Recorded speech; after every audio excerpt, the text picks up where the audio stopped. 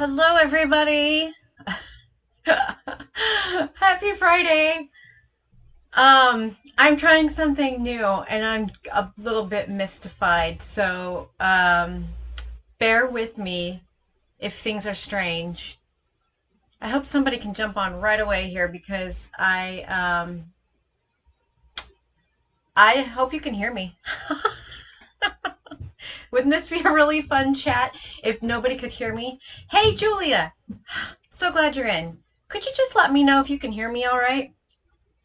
I'll just wait for that response.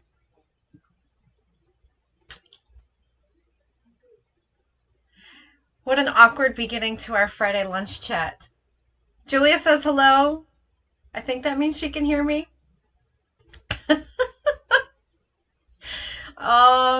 I'm still waiting for confirmation. So, how's everybody been this week? Yes, okay. All right, so I have a new laptop and it's a couple months old now, but I have not used it yet for one of our Friday Lives. I've been using my phone this whole time. And I just wasn't sure that the camera quality was going to be good enough in the laptop. And so this is the big test of that right now. So we'll see. We'll just run with it for now, and then if this isn't great, I'll just go back to my phone for the future lives. Whew, so glad. Okay, you can hear me. And this format is really so much easier for me to see what you guys are commenting and asking about. I can read your comments easier. I can see when people join. On the phone, it's very small, and sometimes it gets reduced, or it says ... read more, and it's a huge pain. So, okay, excellent. Julia says it looks great. So, welcome to our Friday lunch chat. Coming to you live from my crazy office, which is like a little hole. It's a little hobbit hole. If you know me, you know I'm perfectly fine with that. I like being holed up in little places. It doesn't bother me. It doesn't freak me out. It doesn't make me feel claustrophobic. It makes me happy. So, I got my tea. I got some new projects to show you, and I hope that you all have had a lovely, lovely week. I cannot believe we are rounding down the end of February.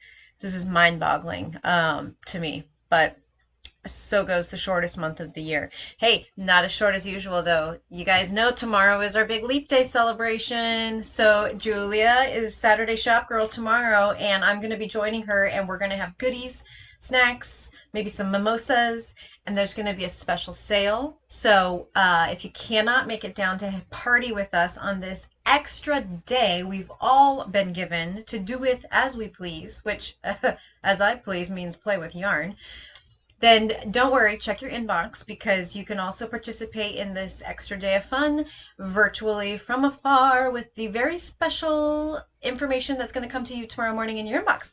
So check that out. Leap Day comes once every 4 years, folks. It's pretty much just a carte blanche invitation to sit around and knit all day. It's an extra day on the calendar that isn't there the other 3 years. So make the most of it. I plan to finish the sleeves on a sweater I'm hoping to show you next week. I kind of gave you a sneak peek at it last week, and it's just with the weirdest, most interesting yarn.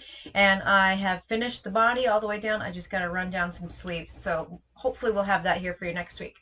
I do have three other new samples, though, to show you. You know us in our shop. We are all about the samples. It is a constant sample factory here, and it has to be the #1 comment that we get from visiting out-of-towners that come through our store is, oh my gosh, you guys have so many samples. So yes, we are constantly making new samples, and then we're constantly selling our samples too because of that. Hello, Sarah Mulholland. Hi, Erica. So good to see you. Oh my goodness. Oh yes. It'll be an International Day of Leisure. Julia says tomorrow will be an International Day of Leisure, and I couldn't agree more. So, right, samples. We do sell our samples here. We live in a tourist town, so we have constant tourist traffic in the summer of people walking in, and they're walking in because we're next to an ice cream store, and the place looks interesting, and then they're like, but we have something to offer them, and that is beautiful hand knits. If they've lived out their usefulness to us, either the yarn's discontinued or the pattern's discontinued, or we just, we still love the yarn, it's time for a fresh sample. Boom, out into the sample sale it goes, up near the front of the store, right where it's going to catch people's eye, and then we sell a remarkable number of samples. We have to thank Jill's husband for this idea. She was, I think, complaining to him one day that we're tired of hearing people walk in and ask if they could buy stuff, and then we would say, no, but we'll sell it. Well, we sell knowledge, not finished goods. And he said, well, why don't you sell them? Couldn't come up with a good enough answer. So if we really don't want it to sell right away, stick a really high price tag on it. Make it worth the while to reknit it. But most of the time we have plenty of samples that are done and ready to be sold. So yeah, if you ever need to skip the assembly required portion of your project, come on in. We've got a lot of stuff here for sale. Okay, let's talk about our new ones, though. Jill just finished up the most cool Magic 3 yarn wrap. This is a Churchmouse pattern. This thing is so cozy. So cozy, you guys. And the beauty of this is you can make it in a million different ways. This is using 3 yarns. You're going to get one of those yarns in your yarn tasting if you've signed up for our spring yarn tasting. 2 days left to do that. Check out our website if not. That's the Moira Multi, and it's this nice little textured mohairish flag yarn. And then we're holding another yarn, Barocco Aero, which is a brushed alpaca, lighter than air, slow color transition. That's in here. And then a teal chunky, Barocco Vintage Chunky for the solid smooth yarn. And it is just the coziest, most comfortable, come on, wrap. You can pin it, you can toss it. You could actually, if it was a really cold blustery day, like we didn't get winter like that this year, just a really nice scarf. Really fun. I highly recommend this, and it's all skill levels can make this. You do not have to be some super talented knitter to make this Magic 3 yarn scarf. That's the pattern. Hello, Jan. Hello, Martha. It's great to see you, ladies. So that's one of our new samples, and this cutie, how beautiful is this? Can you guys really get a look at? It's like a mottled yellow. It's like sunshine right here in sweater form. Just get that a little closer. There we go. You can see the yoke detail right here. Oh, shoot. I forgot the name of this. Junior Sweater. This is from Petite Knit.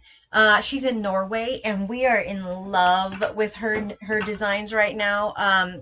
Jill, I think, is making one. I made the Oslo hat with the cashmere haze. You might remember that light gray kind of double folded brim hat. She designs the cutest hats, the cutest sweaters. We have a summer shirt of hers called Anchor's Summer Shirt that Jill's currently working on in one of our new yarns. So this cute little sweater is called Junior Sweater, I think, and it is the Blue Sky organic cotton. And we've held one strand of Kid Silk Haze with it. So it feels amazing. I know people are going to touch this and they're not going to believe that it's cotton just because of that extra little bit of softness that you get from the mohair. And plus this is a really soft, wonderful organic cotton. So it's in their printed colorways, this mottled yellow, and it's just the cutest, sweetest little sweater. This would be a perfect year-round sweater for the little ones in your life. It comes in a really wide range of sizes. So this is the size 2-3, but it goes down to a 1-2, and it goes all the way up to 12 to 14 years. So if you've ever tried to knit for one of those upper range child sizes, you would know there is just not very much out there that is designed in that size range. It can be really difficult, and so it's really great that they've made this. She's designed this all the way up to 12 to 14. So adorable little baby sweater. And that just took,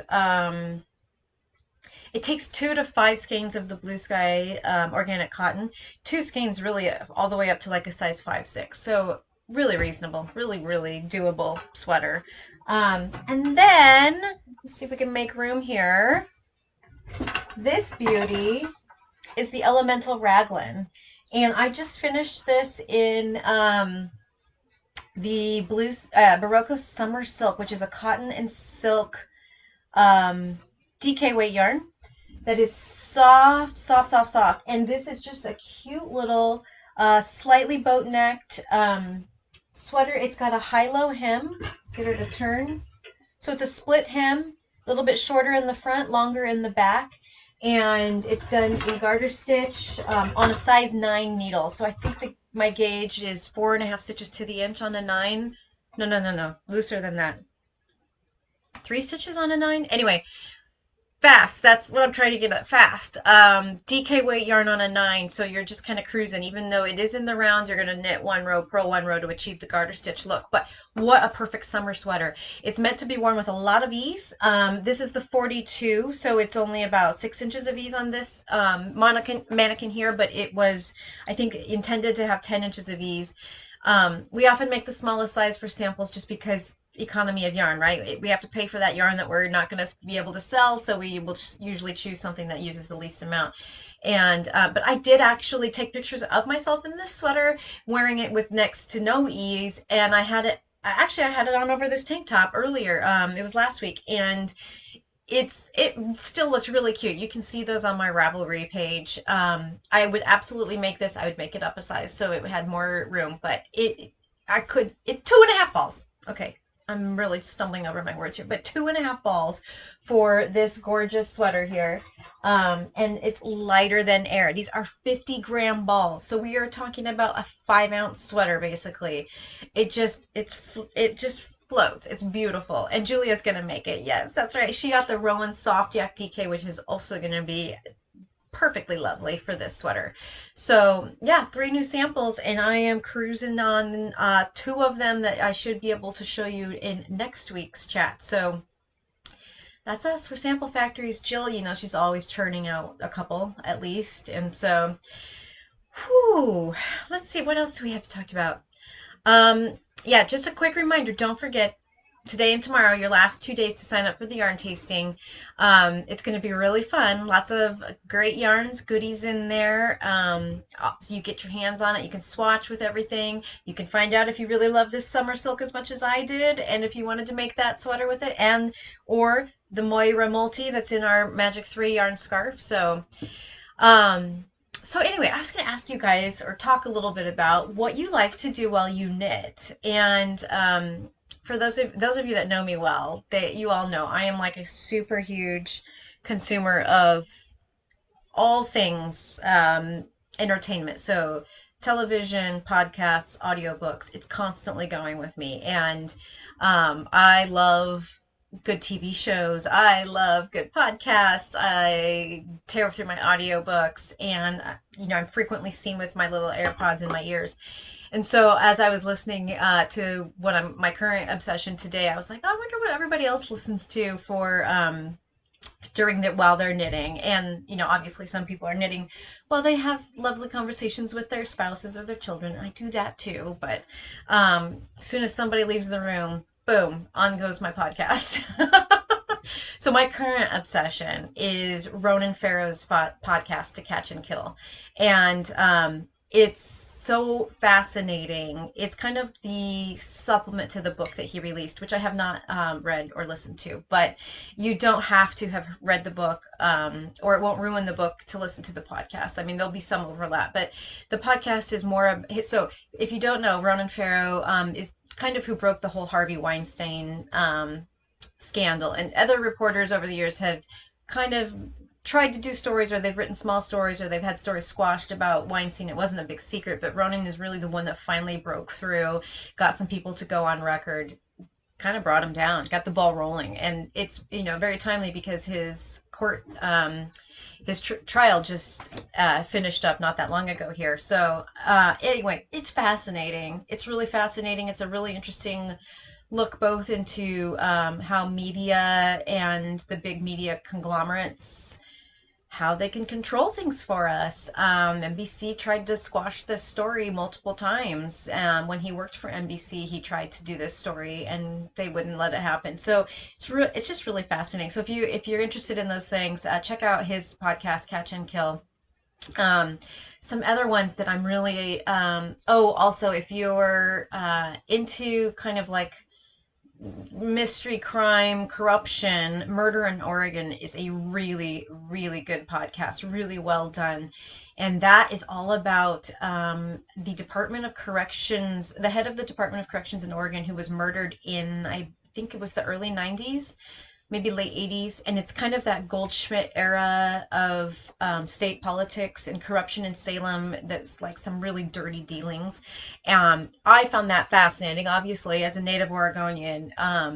It took me right back. I mean, I was very small in those years, but it was just very evocative of that time. You could just really picture how things were, and that is still as yet unsolved. But there's a lot of really juicy information in that one, so I recommend that one too. I would love to hear what you guys like to listen to for podcasts, because I am constantly sourcing out new ones. I do listen to a lot of true crime. I'm a big fan of My Favorite Murder, the F Word Murder Mystery Show, as they're known.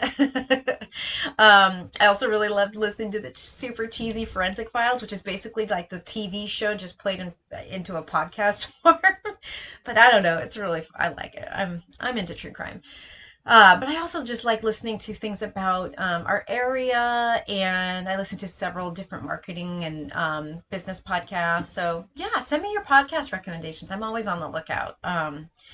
Yeah, so that's all I've got today. It's springtime, you know? It's just kind of like the quiet time all around. It's kind of quiet in the shop. Definitely not like it is in the fall and winter. And, you know, the biggest haps happening behind the scenes are shop samples. I can tell you, I've been working on something very, very fun for our 15-year celebration, which is this July. So we are about to turn 15. Can you believe that? 15. I can't believe it sometimes. We've been in this location already for 5 years. That's also crazy. But so as a special thing for our 15th birthday, I've come up with a thing. It's going to be really cool. Everyone's going to be invited to participate if they want. There'll be some cool swag, and so stay tuned for info on that as that gets more formalized and comes together. So I hope you all have a lovely weekend, and it's full of yarn, and I hope you can join us on our Leap Day celebration. Come down and play with yarn all day, and if you can't, check your email, and I hope that even if you can't come join us, you get to spend this extra day we've been given to do as you please. Real life is for March. So without further ado, I will see y'all next week. Bye-bye.